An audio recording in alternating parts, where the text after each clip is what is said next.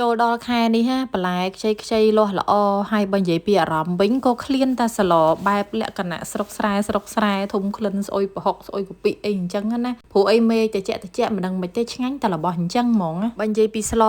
បុកគ្រឿងនេះហាខានយូរយូរមូលហេតុដែលខានយូរហ្នឹងដោយសារតែពេលដែលយើងស្លទៅគឺពិបាករឿងក្មេងញ៉ាំដល់ពេលអញ្ចឹងទៅក៏ចេះតែខ្ជិលធ្វើម្ហូបពីមុខឲ្យកូនផងឲ្យខ្លួនឯងផងណាតែថ្ងៃនេះមិនណាច់តែឃ្លានហើយយើងស្លទៅឲ្យធ្វើម្ហូបមួយមុខផ្សេងឲ្យកូនអញ្ចឹងទៅក្នុងគ្រឿងបុករបស់យើងហ្នឹងគឺមានខ្ទឹមសខ្ទឹមក្រហមខ្ជាយកាពិហើយអ្វីដែលធ្វើឲ្យក្មេងញ៉ាំអត់បានហ្នឹងគឺម្ទេសហើយបើសិនយើងបុកអត់ដាក់ម្ទេសក៏បានដែរគ្រាន់តែថាសម្រាប់ខ្ញុំគឺខ្វះម្ទេសម្យ៉ាងហ្នឹងគឺធ្វើឲ្យគ្រឿងហ្នឹងខុសក្លិនខុសរសជាតិនិយាយទៅគឺចង់ញ៉ាំហិលចង់ញ៉ាំឲ្យគ្រប់គ្រឿងរបស់គេអញ្ចឹងហ្មងណាអញ្ចឹងហើយបានជាពិបាកត្រូវតែធ្វើម្ហូបឲ្យកូនផ្សេងអញ្ចឹងទៅគ្រឿងហ្នឹងយើងបុកឲ្យម៉ត់ទៅណាបងប្អូនហើយសម្រាប់ខ្ជាយគឺខ្ញុំកាត់វាកង់ទៅបើខ្ញុំធ្លាប់បុកទាំងវែងដែរពេលបុកទៅនៅតែសៃវែងតែពេញឆ្នាំងអញ្ចឹងហើយពេលបុកអញ្ចឹងបងប្អូនកាត់វាខ្លីៗអញ្ចឹងណាហើយពេលដែលយើងបុកឲ្យគ្រឿងហ្នឹងម៉ត់ចូលគ្នាអស់ហើយគឺជាការស្រេចហើយយើងដួសគ្រឿងទុកម្ល៉េះទៅទុកសម្រាប់ពេលយើងស្លបងប្អូនអញ្ចឹងសម្រាប់កាពិគឺ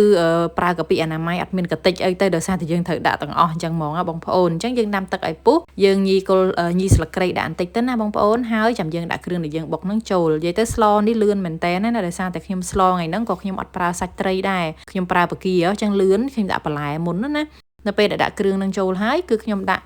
ននោងហើយនឹងផ្សិតចូលអញ្ចឹងទៅនៅពេលដែលដាក់បានតាមមកពុះតិចអញ្ចឹងយើងចាប់ផ្ដើមបន្ថែមគ្រឿងផ្សំទៅខ្ញុំបន្ថែមតែទឹកត្រីហើយបន្ថែមម្សៅស៊ុបដែរបងប្អូនបើស្ករខ្ញុំអត់ប្រើទេណាដោយសារតែយើងមានបន្លែដែលមានរសជាតិផ្អែមហើយគឺននោងហើយណាមួយបន្លែស្លឹកទាំងអស់ហ្នឹងគឺក៏មានជាតិផ្អែមតិចដែរអញ្ចឹងគឺខ្ញុំអត់ប្រើស្ករសទេនៅពេលដែលមើលទៅននោងហើយនឹងផ្សិតនឹងរៀងចិត្តឆ្អិនហើយយើងចាប់ផ្ដើមទឹកពុះនឹងយើងដាក់បកាចូលណាបងប្អូនហើយធម្មតាទេបកានឹងតែឆ្អិនពេកក៏អត់ឆ្ងាញ់ដែរអញ្ចឹងនៅពេលដែលយើងដាក់បកាចូលហើយយើងគ្រាន់តែកូររៀងឲ្យចូលជាមួយទឹកសាឡនតិចទៅយើងអាចបង់បន្លែស្លឹកចូលបានហើយយើងមិនបាច់រងចាំយូរទេបើសិនជាយើងរងចាំយូរធ្វើឲ្យបកានឹងកាន់តែឆ្អិនទៅរៀងខ្សោះវិញអត់ឆ្ងាញ់ទេបងប្អូនអញ្ចឹងគឺយើងដាក់បកាបានមួយផ្លែដាក់បន្លែស្លឹកចូលទៅបន្លែស្លឹកខ្ញុំថ្ងៃហ្នឹងមានផ្ទីតែមិនតិចទេដោយសារតែអ្នកលក់អត់មានគាត់មានតែប៉ុណ្្នឹងអញ្ចឹងក៏ខ្ញុំទិញបន្លែផ្អែមដាក់ជំនួសផ្ទីណាខ្ញុំមិនដែរស្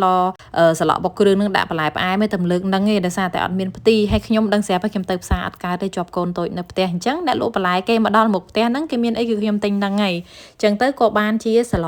បុកគ្រឿងដាក់បន្លែផ្អែមអញ្ចឹងទៅតែមានអីឆ្ងាញ់តើបងប្អូនមិនថាស្លមិនថាប្រហើណាសម្រាប់ផ្ទះខ្ញុំគឺអត់ដែរភ្លេចទេស្អំថ្ងៃនេះទិញស្អំបានតែម្ដុំគត់ដោយសារតែដូចនិយាយអញ្ចឹងគឺគាត់អត់មានអញ្ចឹងហើយគឺទិញបានតែម្ដុំអញ្ចឹងទៅដាក់ហើយគឺរៀងស្ទើរស្អំដែរប៉ុន្តែអត់អីទេធ្វើមិនទេតាមនឹងទៅចាំពេលណាសបោស្អំចាំយើងទិញស្លម្ដងទៀតស្លខ្ញុំចុងក្រោយហ្នឹងយើងដាក់តែស្អំហើយគឺយើងអាចបិទភ្លើងបានហើយបើនិយាយពីរសជាតិទឹកស្លវិញគឺអត់មានរសជាតិដិតខ្លាំងទេដោយសារតែយើងប្រើកាពិមែនតែយើងអត់មានថែមអំបិលថែមអីច្រើនទៀតទេយើងថែមតែទឹកត្រីតែបន្តិចហើយនឹងម្សៅស៊ុបបន្តិចឲ្យមានរសជាតិ